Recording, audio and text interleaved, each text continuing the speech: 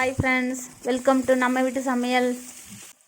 இன்றைக்கி நம்ம சேனலில் சுண்டக்காய் கார குழம்பு வைப்பது எப்படின்னு பார்க்கலாம் வாங்க.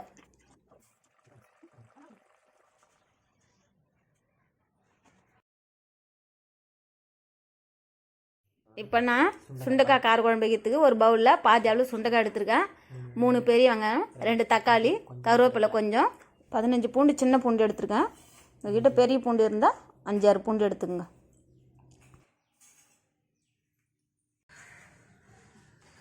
இப்போ ஒரு கடாய் எடுத்துக்கலாம். கடாய் சூடானதும் தேவையான அளவுக்கு எண்ணெய் ஊற்றிக்கலாம்.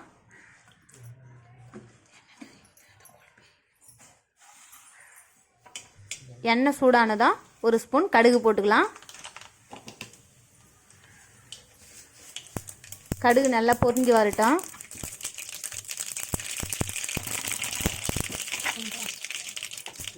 கடுகு நல்லா பொரிஞ்சு வந்த பிறகு 1/2 ஸ்பூன் சீரகம் சேர்த்துக்கலாம்.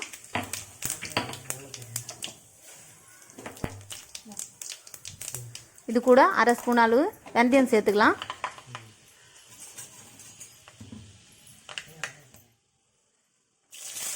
இப்போ நம்ம கட் பண்ணி வச்சுக்கிற வெங்காயத்தையும் இது கூட சேர்த்துக்கலாம்.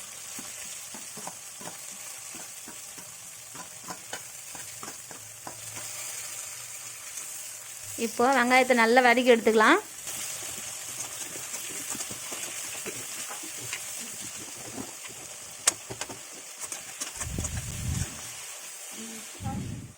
எடுத்து வச்சுக்கிற பூண்டு இது கூட சேர்த்துக்கலாம்.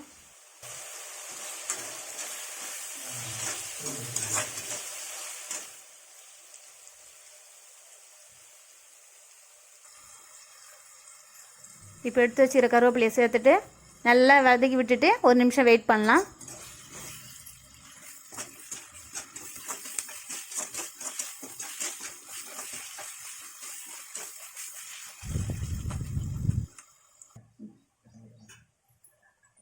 ஒரு நிமிஷத்துக்கு அப்புறம் வெங்காயம் நல்லா பொன்னிறமாக வதங்கி வந்திருக்கு.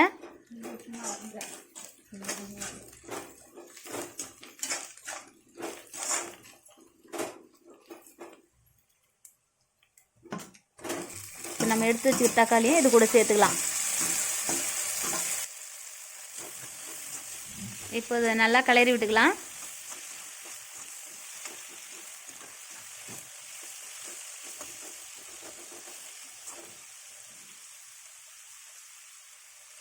இப்போ தக்காளி வதங்கிறதுக்காக கொஞ்சமாக உப்பு சேர்த்து கிளறி விட்டுக்கலாம்.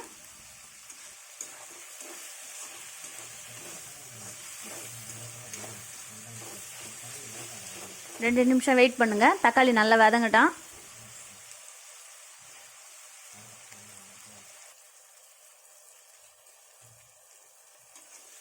இப்போ தக்காளி ஓரளவுக்கு வதங்கி வந்திருக்கு. இப்போ இதை கொஞ்சமாக கிளறி விட்டுக்கலாம்.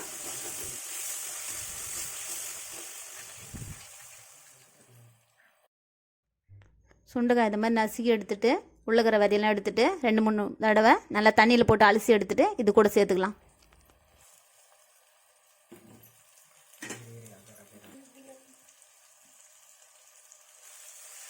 இப்போ இதை நல்லா கிளறி விட்டுக்கலாம்.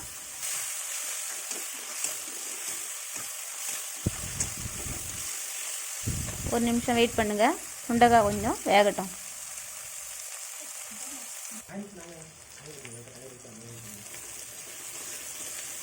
ஒரு நிமிஷத்துக்கு அப்புறம் சுண்டக்காய் நல்லா வெந்து வந்திருக்கு.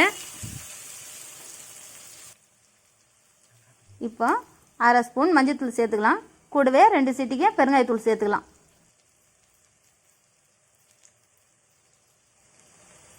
நான் 3 ஸ்பூன் மிளகாத்தூள் சேர்த்துருக்கேன்.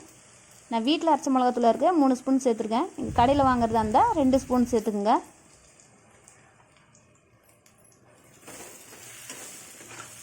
இப்போ இதை நல்லா கிளறி விட்டுக்கலாம்.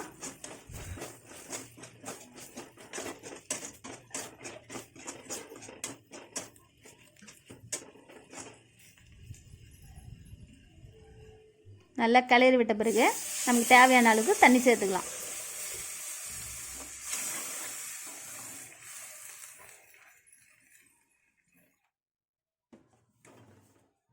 ஏற்கனவே தக்காளி வதங்கிறதுக்கு கொஞ்சம் உப்பு சேர்த்துருக்கோம். இப்போ தேவையான அளவுக்கு கொஞ்சம் உப்பு சேர்த்துக்கலாம். கொஞ்ச நேரம் வெயிட் பண்ணுங்கள். இது கொதிக்கிட்டோம். 5 நிமிஷத்துக்கு அப்புறம் குழம்பு நல்லா கொதித்து வந்திருக்கு. இப்போ நான் நெல்லிக்காய் சைஸில் கொஞ்சம் புளி எடுத்து கரைச்சி வச்சுருக்கேன். இது கூடவே இதை சேர்த்துக்கலாம்.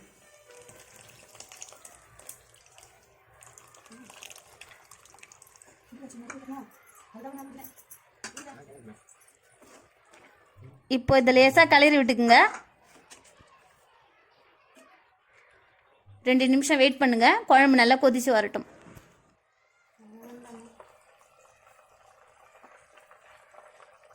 குழம்பு நல்லா கொதித்து வந்திருக்கு.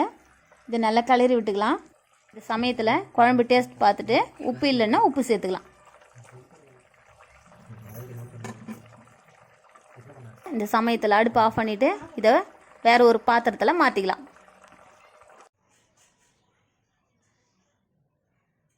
அவ்வளோதாங்க, சுவையான சுண்டக்காய் கார குழம்பு ரெடி ஆயிடுச்சுங்க.